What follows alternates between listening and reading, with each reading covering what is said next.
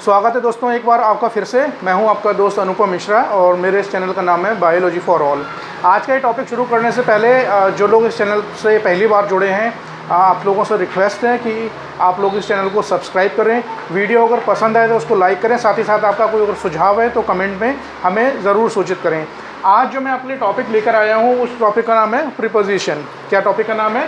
Preposition. ठीक है, preposition पहले समझ लेते हैं। देखिए एग्जाम में पूछा नहीं जाता है प्रीपोजिशन क्या होता है, लेकिन सिर्फ आपके समझने के लिए कि प्रीपोजिशन होता क्या है, कि प्रीपोजिशन कोई एक ऐसा word which is used before a noun. किसी भी सेंटेंस में नाउन से पहले, वो नाउन कोई ऑब्जेक्ट हो सकता है, ठीक है, कोई लिविंग चीज़ हो सकती है, कोई नॉन लिविंग चीज़, कुछ भी हो सकती है। लिविंग चीज़ भी हो सकती है, नॉन लिविंग चीज़ भी हो सकती है, ठीक है। उससे पहले हम एक वर्ड यूज़ करते हैं जो कि उस पर्टिकुलर सेंटेंस में उस ऑब्जेक्ट की पोजीशन को बताता है, या ऐसा कह सकते हैं कि उस ऑब्जेक्ट का उन सेंटेंस में बाकी चीज़ों के साथ क्या रिलेशन है, ठीक है। जैसे मैं आपको एग्जांपल देता हूँ, I was born in the month of March. I was born in the month of March. तो मार्च यहाँ पर क्या है? एक नाउन है, ठीक है, एक प्रॉपर नाउन है। नाउन से पहले मैंने एक प्रीपोजिशन यूज़ किया, वर्ड इन। तो ये सेंटेंस में ये दिखाता है कि मार्च का बाकी सेंटेंस में बाकी चीज़ों के साथ क्या संबंध है, ठीक है। चलिए शुरू करते हैं। प्रीपोजिशन बहुत सारी हैं, लेकिन आज मैं कोशिश करूंगा जो इम्पॉर्टेंट, सबसे ज़्यादा इम्पॉर्टेंट प्रीपोजिशंस हैं उनको मैं यहाँ पर कवर करने की कोशिश करूंगा। और साथ साथ जो कन्फ्यूज़न है, ठीक है, कई बार एग्जाम्स में इस तरह के क्वेश्चन पूछे जाते हैं, जैसे identify the error in the following sentences, ठीक है। कुछ सेंटेंसेस दिए हैं जिसमें आपको एरर्स को आइडेंटिफाई करना होता है। वो एरर्स कई बार प्रीपोजिशन की होती हैं, ठीक है। एक छोटा सा मैं आपको एग्जाम्पल देता हूँ और आप मुझे बताइए कि इस सेंटेंस में सही प्रीपोजिशन क्या होगी। अगर मैं किसी से पूछता हूँ, आपसे पूछता हूँ कि इंग्लिश में पूछता हूँ व्हाट इज़ द टाइम, ठीक है, आप कहते हैं इट इज़ 2 o'clock, ठीक है, आप कहते हैं इट इज़ 2 o'clock। अब इस सेंटेंस को पूरा कीजिए, it is 2 o'clock in my watch होगा या it is 2 o'clock bye my watch होगा? कौन सा प्रीपोजिशन ठीक है? मेरी घड़ी में 2 बजे हैं, इसका translation it is 2 o'clock in my watch होगा या it is 2 o'clock bye my watch होगा, ठीक है। आपका आंसर, आप अपना आंसर गैस कर सकते हैं। इसका सही जो प्रीपोजिशन है वो होगा bye my watch. It is 2 o'clock bye my watch, क्योंकि टाइम घड़ी के अंदर नहीं होता है। टाइम एक इनएनिमेट ऑब्जेक्ट है, एक एब्स्ट्रैक्ट आइडिया है, ठीक है, we can not touch it, ठीक है। और दूसरा, समय घड़ी के अंदर नहीं होता है। घड़ी is only an instrument which helps you to tell the time of the day, ठीक है। घड़ी सिर्फ आपको टाइम बताती है, बताने में मदद करती है। तो it's never 2 o'clock in my watch, ये हमेशा होता है it is 2 o'clock bye my watch. तो आप समझ सकते हैं कि सही प्रीपोजिशन का ज्ञान हमारे लिए कितना आवश्यक है, खासकर जो स्टूडेंट्स हैं और खासकर जो लोग एग्ज़ाम्स की, कॉम्पिटिटिव एग्ज़ाम्स की तैयारी कर रहे हैं, उनके लिए भी बहुत ज़रूरी। तो चलिए शुरू करते हैं। पहला जो मैंने प्रीपोजिशन लिया है वो प्रीपोजिशन लिया मैंने इन, ठीक है। इन का यूज़ कहाँ होता है? बहुत सारे यूजेज हैं, लेकिन जो इम्पॉर्टेंट है वो मैंने यहाँ पर सबसे पहले लिया है। इन का यूज़ होता है किसी शहर के नाम से पहले, कोई बड़ा शहर है, मेट्रो सिटी है, ठीक है, कंट्रीज़ के नाम से पहले, दुनिया में जितने भी कंट्रीज़ हैं उनके नाम से पहले इन आता है। जितने भी कॉन्टिनेंट्स हैं उन कॉन्टिनेंट्स के नाम से पहले हम प्रीपोजिशन इन का यूज़ करते हैं। मैंने एक एग्जाम्पल दिया है, he lives in Mumbai. Mumbai तो एक बड़ा शहर है, ठीक है। तो जितने भी बड़े शहर हैं, मेट्रो सिटीज़ हैं, देखिए मेट्रो सिटीज़ का मतलब सिर्फ दिल्ली, कैलकाटा, चेन्नई और मद्रास ही नहीं है, ठीक है। ये 4 बड़े मेट्रो सिटीज़ हैं। मेट्रो का मतलब कैपिटल सिटी भी होता है, किसी प्रदेश की राजधानी भी एक मेट्रो सिटी भी होता है। जैसे लखनऊ एक मेट्रो सिटी है, जयपुर एक मेट्रो सिटी है, भोपाल भी एक मेट्रो सिटी है, क्योंकि वो एक स्टेट की राजधानी है, ठीक है। तो जितने भी बड़े शहर हैं उनसे पहले, जितने भी कंट्रीज़ हैं उनके नाम से पहले, और जितने भी कॉन्टिनेंट्स हैं उनके नाम से पहले हम प्रीपोजिशन इन यूज़ करते हैं। मैंने यहाँ पर एक एग्जांपल दिया है, ही लिव्स इन मुंबई, वो मुंबई में रहता है, ठीक है। आई लिव इन इंडिया, मैं इंडिया में रहता हूँ, ठीक है। तो ये मैंने एक बड़े शहर के नाम से पहले, मुंबई से पहले इन यूज़ किया है। दूसरा, कंट्री के नाम से पहले यहाँ पर प्रीपोजिशन इन यूज़ किया, ठीक है। सारे एग्जाम्पल्स बोर्ड पर लिखना थोड़ा सा मुश्किल है, वीडियो काफ़ी लंबा हो जाएगा, क्योंकि प्रीपोजिशन बहुत सारी हैं। दूसरा, प्रीपोजिशन इन का यूज़ कहाँ करते हैं? मंथ से पहले, जितने भी मंथ्स हैं, all the months of the calendar from January till दिसंबर, हम प्रीपोजिशन इन का यूज़ करते हैं, ठीक है। जैसे ही वॉज बॉर्न इन जनवरी, वो जनवरी के महीने में पैदा हुआ था। तो जितने भी मंथ्स हैं उन मंथ से पहले हम क्या प्रीपोजिशन कौन सी यूज़ करते हैं? प्रीपोजिशन हम इन का यूज़ करते हैं, ये ध्यान रखिएगा, ठीक है। बात करते हैं सीजन्स की। साल में जितने भी सीजन्स होते हैं, हमारे कितने होते हैं? मुख्यतः तो 3 हैं, लेकिन 5 सीजन्स होते हैं, ठीक है। तो जितने भी सीज़न हैं, चाहे वो विंटर हो, समर हो, स्प्रिंग हो, ठीक है, ऑटम हो, मानसून हो, 5 सीज़न होते हैं। उन सारे सीज़न से पहले हम प्रीपोजिशन कौन सा यूज़ करते हैं? इन का यूज़ करते हैं, in winter, in summer, in spring, in autumn, ठीक है, जितने भी सीजन्स हैं उन सभी से पहले हम प्रीपोजिशन इन का यूज़ करते हैं। एग्जाम्पल मैंने आपको दिया है, I will go to my home town in summer, मैं गर्मी की छुट्टियों में या गर्मियों में अपने होम टाउन जाऊँगा, ठीक है। चौथा इसका यूज़ है टाइम ऑफ द डे, ठीक है। टाइम ऑफ द डे क्या होता है? अभी टाइम ऑफ द डे हो सकता है सुबह का टाइम है, दोपहर का टाइम है, शाम का टाइम है, ठीक है, अर्धरात्रि हो चुकी है या सुबह जल्दी का टाइम है, ठीक है। तो जो भी पूरे 24 घंटे का समय है, दिन और रात मिला के उसका जो टाइम है, ठीक है, उसके लिए हम प्रीपोजिशन इन का यूज़ करते हैं। जैसे इन द इवनिंग बोलेंगे, एट इवनिंग नहीं होता है, ठीक है। इन द मॉर्निंग बोलते हैं हमेशा सुबह, ठीक है। आफ्टरनून, इन द आफ्टरनून बोलेंगे, ठीक है, क्योंकि ये बहुत ही पॉइंटेड स्पेसिफिक टाइम नहीं होता है, ठीक है। इवनिंग का एक कुछ घंटों की इवनिंग होती है, कुछ घंटों की मॉर्निंग होती है, तो हम इन यूज़ करते हैं। अगर बिल्कुल स्पेसिफिक टाइम दिया है तो वहाँ पर एट यूज़ करते हैं। दोनों के एग्जांपल मैं आपको बताऊँगा, ठीक है। I will go to the market in the evening, I will go to my coaching centre in the afternoon today, ठीक है। ये दो मैंने आपको एग्जाम्पल दिए कि टाइम ऑफ द डे के लिए इन प्रीपोजिशन का यूज़ हम कैसे करते हैं, ठीक है। इसके अलावा यहाँ पर एक और मैं आपको यूज़ बता देता हूँ। कोई चीज़ किसी चीज़ के अंदर है, कोई चीज़ किसी चीज़ के ऑलरेडी अंदर है, तो उसके लिए भी हम प्रीपोजिशन का यूज़ करते हैं। For example, Ramesh is in the office. Ramesh कहाँ है? रमेश ऑफिस के अंदर है या ऑफिस में है। Ramesh is in the office, कोई चीज़ किसी चीज़ के अंदर है, ठीक है, उसका लेकिन अंदर से बाहर, बाहर से अंदर मूवमेंट नहीं हो रहा है।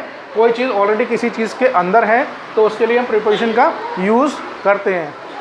माई books are in my bag, my books are in my bag, मेरी बुक्स जो है मेरे बैग के अंदर है, ऑलरेडी अंदर है, they are not moving in and out. तो उस केस में हम कहाँ क्या यूज़ करते हैं? उस केस में हम प्रीपोजिशन इन का यूज़ करते हैं, ठीक है। तो इन का यूज़ ये बताने के लिए भी यूज़ किया जाता है कि कोई चीज़ किसी चीज़ के ऑलरेडी अंदर है, बट अंदर से बाहर, बाहर से अंदर इसका मूवमेंट नहीं हो रहा। अगर मूवमेंट होता है तो उसके लिए प्रीपोजिशन चेंज हो जाता है, ठीक है। तो इनका मैंने आपको यूज़ बताया, सिटीज़, कंट्रीज़, कॉन्टिनेंट्स के पैसे पहले, मंथ्स से पहले, time of the day, evening, morning, afternoon, इन सभी से पहले, सीजन से पहले, कोई स्पेसिफिक सीज़न दिया उनसे पहले इनके यूज़ करते हैं। कोई चीज़ किसी चीज़ के लिए ऑलरेडी अंदर है तो उसके लिए भी हम प्रीपोजिशन इन का यूज़ करते हैं। नेक्स्ट अगली तरफ बढ़ते हैं, प्रीपोजिशन एट। एट का यूज़ कहाँ पर होता है? ठीक है, जिस तरह से प्लेसेस बताने में, जगह बताने के लिए बड़े शहरों के आगे, कॉन्टिनेंट्स और कंट्रीज़ के आगे हम इनका यूज़ करते हैं, उसी तरह विलेजेस होंगे, टाउनशिप है कोई, ठीक है, छोटा शहर है, कस्बा है, गांव है, कोई मोहल्ला है, ठीक है, उन सब के लिए हम प्रीपोजिशन एट का यूज़ करते हैं, इनका यूज़ नहीं करते हैं। बच्चों में बहुत कन्फ्यूज़न होता है कि आपसे पूछते हैं कि भाई आप कहाँ रहते हैं, दिल्ली में कहाँ रहते हैं? आई लिव इन दिल्ली, तो बिल्कुल ठीक है क्योंकि दिल्ली एक बड़ा शहर है, लेकिन आपसे पूछूंगे पर्टिकुलर आप किस जगह पर रहते हैं, ठीक है। जैसे मान लीजिए कि आप मालवीय नगर में रहते हैं, तो आप क्या बोलेंगे? I live in Malviya Nagar, I live at Malviya Nagar, ठीक होगा, क्योंकि मालवीय नगर एक दिल्ली, बहुत बड़े शहर दिल्ली के अंदर एक छोटा सा प्लेस है, ठीक है। तो सारे विलेजेस, टाउन्स के साथ हम यूज़ करते हैं टाइम ऑफ द डे, ठीक है। टाइम ऑफ द डे क्या होगा मैं आपको अभी इसको नीचे बताता हूँ, और उससे पहले टाइम बाय वॉच, घड़ी का जो स्पेसिफिक टाइम है, 2 o'clock, 3 o'clock, जितने भी ओ क्लॉक होते हैं, ठीक है, 1 से लेके 12 तक, उन सभी से पहले हम एट का यूज़ करते हैं, ठीक है। तो विलेज और टाउन को मैंने यहाँ पर एक एग्जांपल दिया, रमेश लिव्स इन रामपुर। रामपुर तो वैसे एक ज़िला है यूपी में, रामपुर एक छोटे कस्बे का नाम भी हो सकता है, तो यहाँ पर मैंने रामपुर को एक छोटा कस्बा मानकर लिखा है, तो ही लिव्स, इसको ऐड कर देते हैं, ठीक है। He lives at Rampur, Rampur मान लीजिए कि यहाँ पर कोई किसी छोटे कस्बे का नाम है, ठीक है। टाइम ऑफ द डे, जिस तरह टाइम ऑफ द डे में इवनिंग, मॉर्निंग, आफ्टरनून में इनका यूज़ होता है, उसी तरह नून, अगर दोपहर का समय, देखिए दोपहर का बहुत ही स्पेसिफिक समय होता है, 12 बजे दिन के आसपास का समय दोपहर का समय बोला जाता है, ठीक है। तो स्पेसिफिक टाइम है बिल्कुल, तो हम उसके लिए एट नून बोलेंगे, ठीक है। मिडनाइट, रात के 12 बजे के आसपास का समय होता है, मिडनाइट तो भाई रात के 12 बजे ही होती है, ठीक है, तो उसके लिए हम एट मिडनाइट यूज़ करते हैं, ठीक है। इन मिडनाइट नहीं होता, एट मिडनाइट होता है, ठीक है। डाउन और डस्क, DAWN पे डाउन नहीं बोलेंगे, डान बोलेंगे, ठीक है। डान होता है सुबह का टाइम, बिल्कुल सुबह का टाइम, जिस टाइम है सूरज निकलता है, उस समय सूरज निकलने के बाद जो दिन की शुरुआत होती है वो डाउन होती है, और डस्क होती है शाम को जब अंधेरा छा जाता है, ठीक है, रात नहीं हुई है, शाम खत्म हुई और रात जब शुरू होती है तो उसको जो समय होता है मिलने का, दोनों का समय होता है, उसको डस्क बोलते हैं। ठीक है, डॉन होता है जो रात खत्म हुई और सुबह शुरू होने वाली होती है, वो पर्टिकुलर टाइम होता है डॉन, DAWN। तो दोनों के लिए हम डॉन, डस्क, मिडनाइट और नून सभी के लिए हम एट का यूज़ करते हैं। ठीक है, एग्जाम्पल मैंने दिया, I reach the school eight 8 o'clock, मैं आज स्कूल 8 बजे पहुंचा। ठीक है, 8 बजे बहुत ही स्पेसिफिक टाइम है, तो यहाँ पर हमने कौन सी प्रिपरेशन का यूज़ किया, हमने एट का यूज़ किया। ठीक है,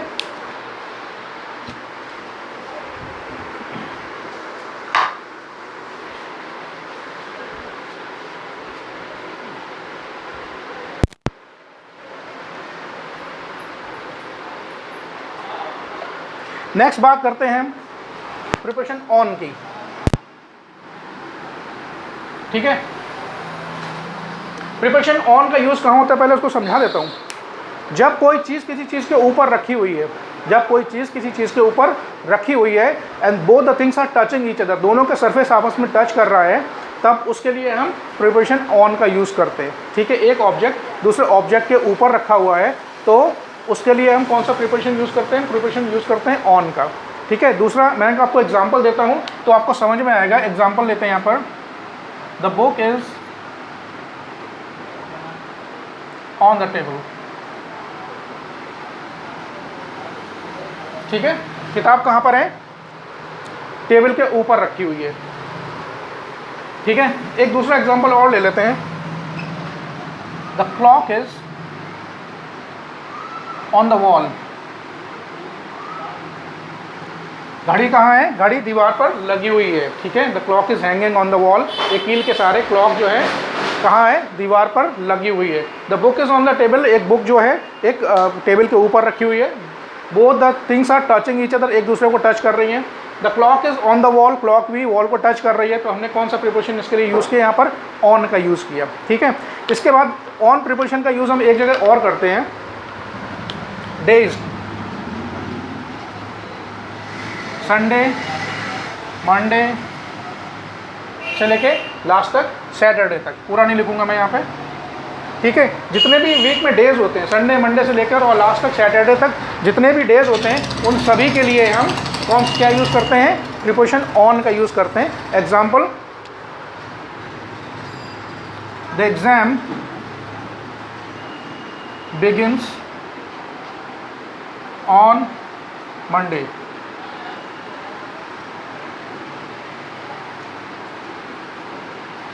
एग्ज़ाम कब शुरू होगा, एग्ज़ाम मंडे से नहीं, मंडे को शुरू होगा। मंडे से शुरू होने का मतलब है मंडे के बाद शुरू होगा। लेकिन अगर मैं कहता हूँ तो एग्ज़ाम बिगिंस ऑन मंडे, तो इसका मतलब है कि एग्ज़ाम जो है मंडे को ही शुरू होगा। ठीक है, तो प्रिपरेशन ऑन का यूज़ अभी आगे कोई और यूज़ आएगा तो मैं वो भी आपको बताऊंगा। तो प्रिपरेशन ऑन का यूज़ हम कहाँ करते हैं, कोई चीज़ किसी चीज़ के सरफेस को टच कर रही है तो उसके लिए हम ऑन का यूज़ करते हैं। ठीक है, जितने भी नंबर ऑफ जितने भी डेज होते हैं किसी वीक में, उन सब के लिए हम प्रिपरेशन ऑन का यूज़ करते हैं, ये ध्यान रखने वाली बात है। ठीक है, इसी के साथ मैं आपको एक और प्रिपरेशन बताता हूँ कि इन दो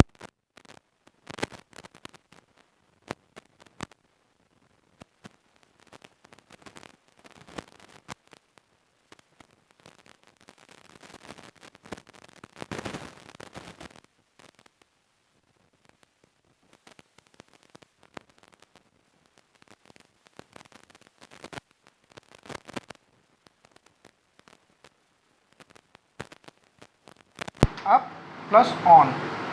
ठीक है, इसके पहले यूज़ समझ लेते हैं भाई यूज़ है क्या।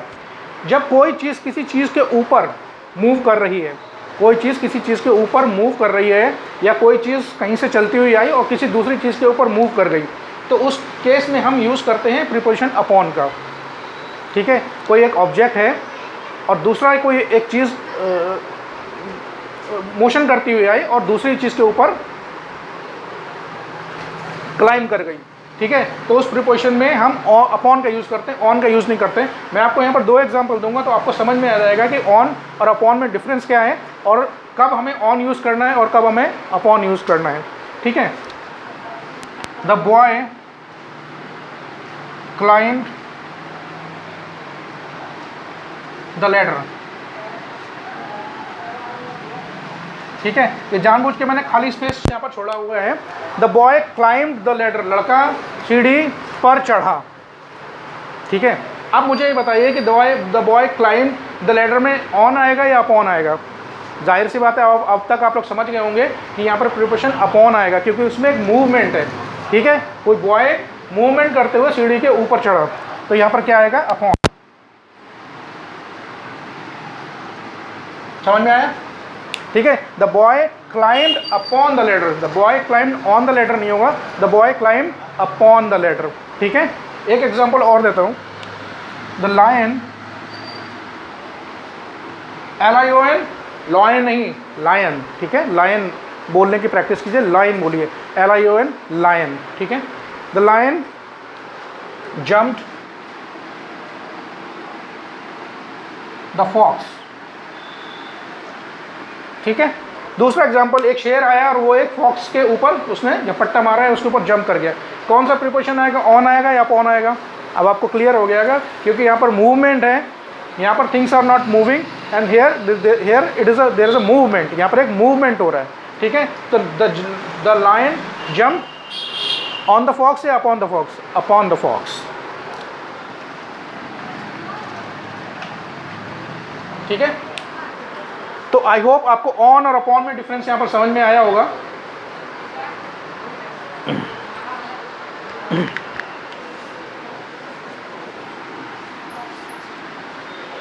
ठीक है, यहीं पर ही इससे मिलते जुलते दो प्रिपरेशन और हैं, मैं चाहता हूँ कि उनको यहीं पर ही मैं आपको समझा देता हूँ, तो आपका जो कन्फ्यूज़न है कि जो प्रिपोजिशन है ऑन है, अपॉन है, ओवर है, अबव है, इनमें डिफरेंसेस क्या हैं और कहाँ पर हमें कौन सी प्रिपोजिशन यूज़ करनी है। ठीक है, अब बात करते हैं नेक्स्ट प्रिपोजिशन की, ओवर। ऊपर, ऑन का मतलब भी ऊपर है भाई, अपॉन का मतलब भी हिंदी में ऊपर है, ओवर का मतलब भी ऊपर है, और एक प्रिपोजिशन और है अबव। ठीक है, इसका मतलब भी ऊपर है, हिंदी में तो सबका मतलब एक है, लेकिन डिफरेंस क्या है भाई? ओवर में, अपॉन में, ऑन में और अबव में डिफरेंस क्या है? ठीक है,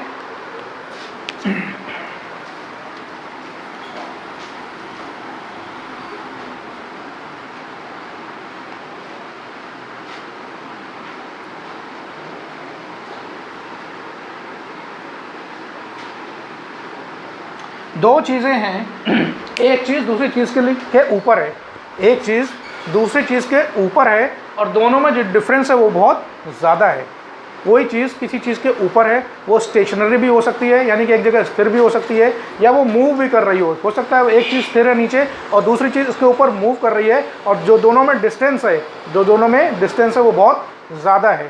ठीक है, तो उस केस पे हम प्रिपोजिशन ओवर का यूज़ करेंगे। कैसे यूज़ करेंगे?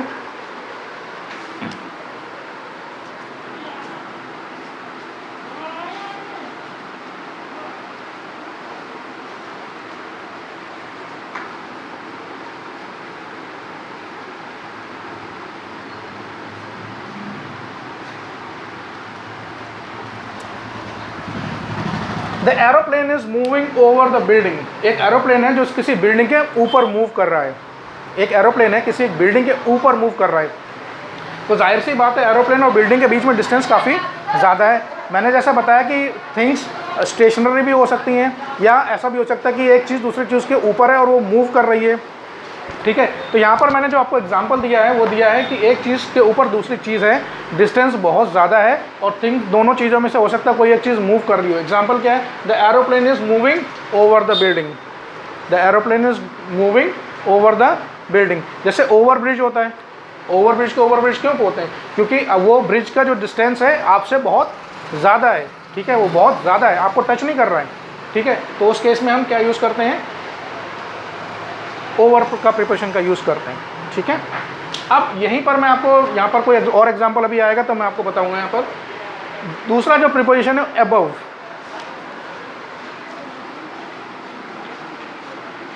अबव का मतलब भी ऊपर ही है, अबव का मतलब भी ऊपर ही है। डिफरेंस क्या है दोनों में? जहाँ पर डिस्टेंस बहुत ज़्यादा है, जहाँ पर डिस्टेंस बहुत ज़्यादा है, ठीक है, वहाँ पर प्रिपोजिशन हम ओवर का यूज़ करते हैं। जहाँ पर डिस्टेंस कम है, मेजरेबल डिस्टेंस है, आप उसको आसानी से आइडिया ले सकते हो कि भाई डिस्टेंस बहुत कम है, कितना हो सकता है। तो ऐसे केस में हम प्रीपोजिशन अबव का यूज़ करते हैं। ठीक है, एक एग्जांपल मैं आपको यहाँ पर देता हूँ। The insect is hovering above the flower।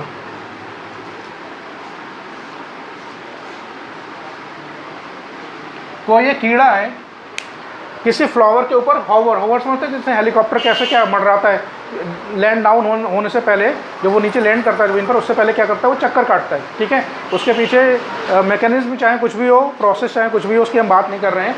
ठीक है, तो उसी तरह इंसेक्ट क्या है, एक फ्लावर के ऊपर ऐसे क्या है, मंडरा रहा है, घूम रहा है। अब आप समझ सकते हैं कि इस फ्लावर जो इंसेक्ट है फ्लावर को टच नहीं कर रहा, उसके ऊपर बैठा नहीं है। अगर बैठा है तो हम ऑन का यूज़ करेंगे, the insect is sitting on the flower. अगर वो उसके ऊपर घूम रहा है, उसके ऊपर मंडरा रहा है और डिस्टेंस चूँकि बहुत कम होता है, तो उसमें हम क्या यूज़ करें, the insect is hovering above the flower. एक कीड़ा है जो किसी फ्लावर के ऊपर मंडरा रहा है। तो आई होप आपको ओवर और अबव में डिफरेंस समझ में आया होगा, ऑन में और अपॉन में डिफरेंस समझ में आया होगा। ठीक है, एग्जाम्पल्स बहुत सारे हैं, सभी एग्जाम्पल्स को इस बोर्ड पर लिखना संभव नहीं है। आगे बढ़ते हैं।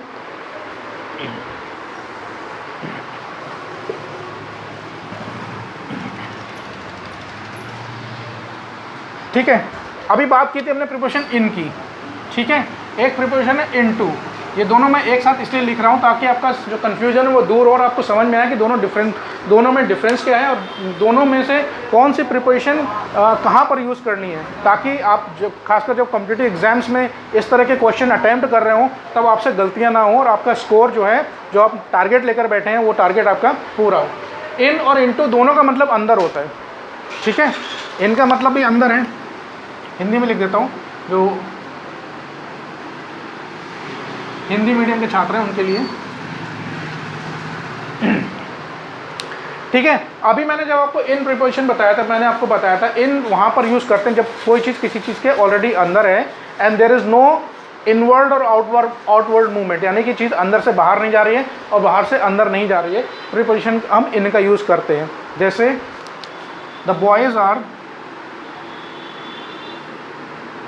Sitting in the class. The boys are sitting in the class. बच्चे जो हैं क्लास में बैठे हुए हैं ऑलरेडी। ठीक है, my mother is in the kitchen.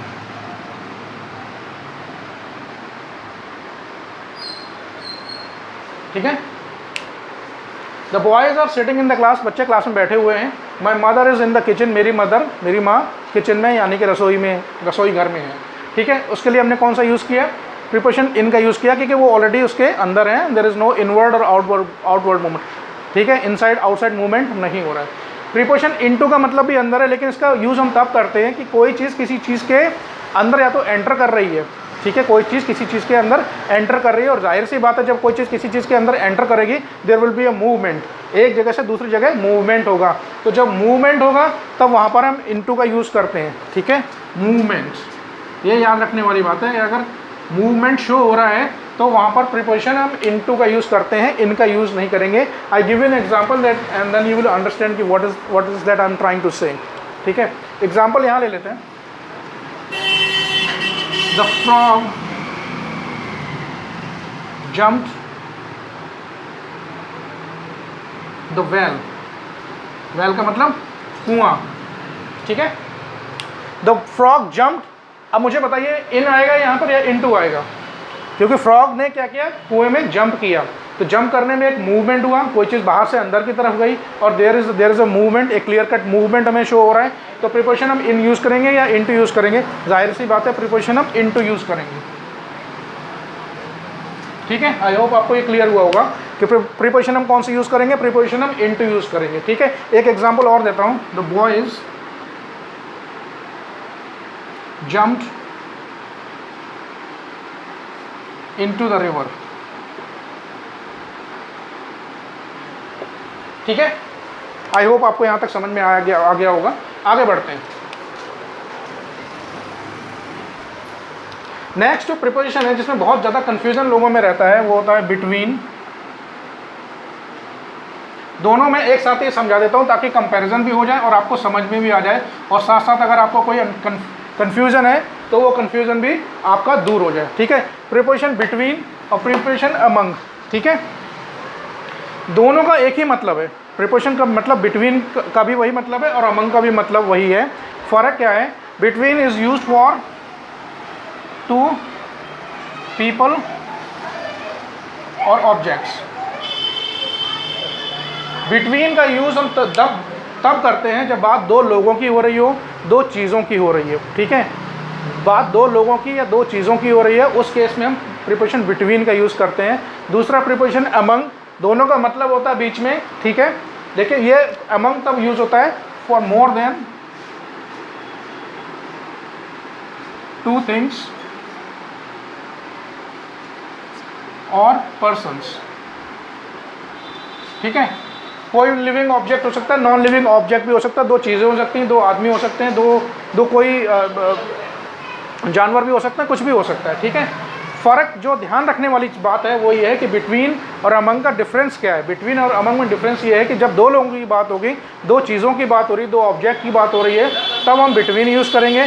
दो से ज़्यादा लोग हैं, दो से ज़्यादा ऑब्जेक्ट हैं, दो से ज़्यादा चीज़ें हैं, तो हम बिटवीन ना यूज़ करके अमंग का यूज़ करेंगे। ठीक है, मैं आपको एग्जाम्पल देता हूँ, एग्जाम्पल देने से आपको समझ में आएगा कि दोनों में डिफरेंस क्या है। ही divided his property between his two sons। किसी व्यक्ति के दो बेटे थे और मरने से पहले उसने अपना वसीयतनामा लिखा और वसीयतनामे में उसने ये मेंशन किया कि मेरी प्रॉपर्टी दोनों में, दो बेटे मेरे, दोनों में बराबर बराबर बांट दी जाए। ठीक है, दो हैं यहाँ पर, इसलिए मैंने कौन सी प्रीपोजिशन का यूज़ किया? प्रीपोजिशन बिटवीन का यूज़ किया, यानी कि दो लोगों के बीच में। ठीक है, अब उसी तरीके से अमंग का यूज़ करते हैं। He distributed sweets among his classmates. भाई कोई बच्चा था, अच्छे नंबरों से पास हुआ या कोई खुशी की बात रही होगी उसके घर में, तो वो क्लास में आया मिठाई का डब्बा लेकर और उसने वो मिठाई क्लास के सभी बच्चों में बांटी। ठीक है, जाहिर सी बात है क्लास में दो से ज़्यादा बच्चे थे, इसीलिए हमने यहाँ पर कौन सा प्रीपोजिशन यूज़ किया? अमंग का यूज़ किया। अगर दो ही बच्चे होते तो यहाँ बिटवीन का यूज़ होता है। दो कैसे पता चलता है? सेंटेंस में लिखा होता, सेंटेंस में कहीं ना कहीं इंडिकेशन होता है कि दो लोगों की बात हो रही है, तो हम बिटवीन का यूज़ करते। अब क्लास में बहुत सारे बच्चे थे तो उसने क्या किया? मिठाई को सभी बच्चों में बांटा, तो हमने कौन सा प्रीपोजिशन यहाँ पर यूज़ किया? अमंग का यूज़ किया। किसका यूज़ किया? अमंग का, बिटवीन का यूज़ नहीं किया। और यहाँ पर हमने कौन सा प्रीपोजिशन यूज़ किया? हमने बिटवीन का यूज़ किया, अमंग का यूज़ नहीं किया, क्योंकि यहाँ पर दो लोगों की या दो ऑब्जेक्ट्स की बात हो रही है और यहाँ पर दो से ज़्यादा लोगों की या दो से ज़्यादा ऑब्जेक्ट की बात हो रही है। आई होप आपको ये प्रीपोजिशन समझ में आएगा। एग्जाम्पल्स बहुत सारे हैं, ठीक है, आप इनको प्रैक्टिस कीजिए। फिलहाल आगे बढ़ते हैं।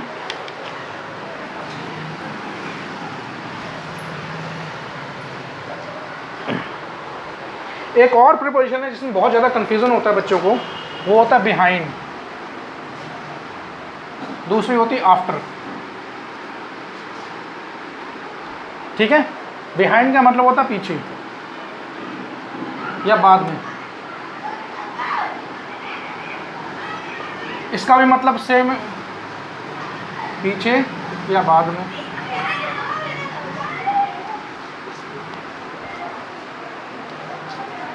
पहले मैं लिख देता हूँ फिर बताता हूँ ये है क्या।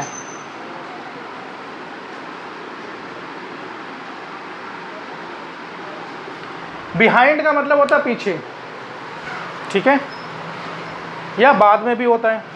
उसी तरह आफ्टर का मतलब भी पीछे और बाद में। दोनों में डिफरेंस क्या है? डिफरेंस मैंने यहाँ पर लिखा हुआ है।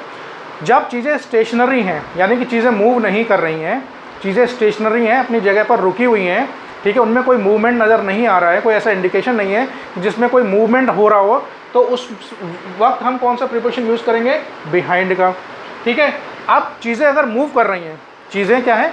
मूव कर रही हैं। एक चीज़ किसी चीज़ के पीछे भाग रही है, ये एक चीज़ किसी चीज़ का पीछा कर रही है, दौड़ रही है, एक आगे भाग रहा है, एक पीछे भाग रहा है। ठीक है, चोर पुलिस की आपने कहानी बहुत सुनी होगी कि भाई चोर आगे भाग रहा है, पुलिस पीछे भाग रही है, या कोई आगे आदमी भागा जा रहा है, उसके पीछे कोई जानवर या कुत्ता, इसी तरह का कोई जानवर भाग रहा है। ठीक है, तो दोनों चीज़ों में मूवमेंट है। ठीक है, बिहाइंड में मूवमेंट नहीं है, ठीक है, आफ्टर में मूवमेंट होता है। ये किस रेफरेंस में बात कर रहा हूँ मैं, केवल मूवमेंट के रेफरेंस में। यूजेस इसके बहुत सारे और भी हैं, ठीक है। मैं आपको एग्जांपल देता हूँ तो आपको समझ में आएगा।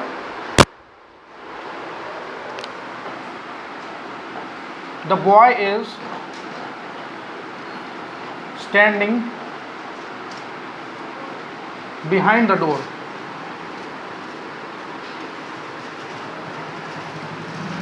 The boy is standing behind the door. कोई एक लड़का है दरवाजे के पीछे खड़ा है, पीछे खड़ा हुआ है, देयर इज नो मूवमेंट, वो मूव नहीं कर रहा है, ठीक है। तो इस केस में हमने कौन सा प्रीपोजिशन यूज किया, बिहाइंड, ठीक है। He dropped his keys behind the cupboard. उसने अपनी चाबी जो है कबर्ड के पीछे गिरा दी। He dropped his keys behind the cupboard, ठीक है। उसने अपनी चाबी, आपको चाबी गिराने में तो मूवमेंट हुआ होगा, हम बात वो नहीं कर रहे, हम बात ये कर रहे हैं कि उसने चाबी वहाँ पर पीछे गिरा दी, ठीक है। आफ्टर का यूज़ नहीं करेंगे। अब गिराने में थोड़ा बहुत मूवमेंट हुआ होगा, लेकिन मैं यहाँ पर कंफ्यूज नहीं करना चाह रहा हूँ आपको। ही dropped his keys behind the cupboard. उसने उसकी चाबी जो है कबर्ड के पीछे गिर गई, कैसे भी गिर गई हो, ठीक है। अब बात करते हैं आफ्टर की। The cat is running behind after the rat. बिल्ली जो है चूहे के पीछे भाग रही है। भागने में मूवमेंट है, जैसा मैंने बताया, भागने में क्या है, मूवमेंट है। मूवमेंट है तो यहाँ पर हम बिहाइंड यूज़ नहीं करेंगे, हम आफ्टर यूज़ करेंगे। जब कोई चीज़ किसी चीज़ का पीछा कर रही है, कोई चीज़ किसी चीज़ के पीछे भाग रही है, किसी चीज़ के पीछे मूव कर रही है, तो उस केस में बिहाइंड ना होकर हम आफ्टर का यूज़ करते हैं, ठीक है। दूसरा एक एग्जाम्पल जो मैंने आपको दिया था, the police is running after the thief। The police is running, police नहीं बोलते हैं, ठीक है। मैंने मेरा एक प्रोनाउंसिएशन पर खासकर जो इंग्लिश के कॉमन वर्ड्स हैं उनको कैसे कैसे सही तरीके से प्रोनाउंस किया जाता है, इस पर मेरा एक सेपरेट वीडियो मैंने बनाया है, यूट्यूब पर अपलोड है। अगर आप वो वीडियो जाकर देखना चाहते हैं तो चैनल को सब्सक्राइब करें और वीडियो को सर्च करें, वो वीडियो आपको वहाँ पर मिल जाएगा, ठीक है। तो इसको पुलिस नहीं बोलते, इसको पुलिस बोलते हैं। क्या बोलते हैं, पुलिस, ठीक है। The police is running after the thief. Police जो है चोर के पीछे भाग रही है, ठीक है। तो आई होप आपको ये बिहाइंड और ये आफ्टर वाला कॉन्सेप्ट समझ में आया होगा कि बिहाइंड हम कहाँ यूज़ करेंगे और आफ्टर हम कहाँ यूज़ करेंगे, ठीक है।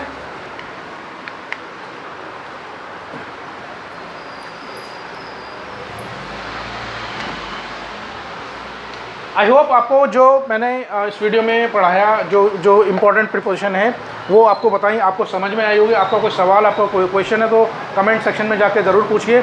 इस वीडियो के दूसरे और अंतिम भाग में जो बची हुई प्रीपोजिशन, इंपॉर्टेंट प्रीपोजिशन है,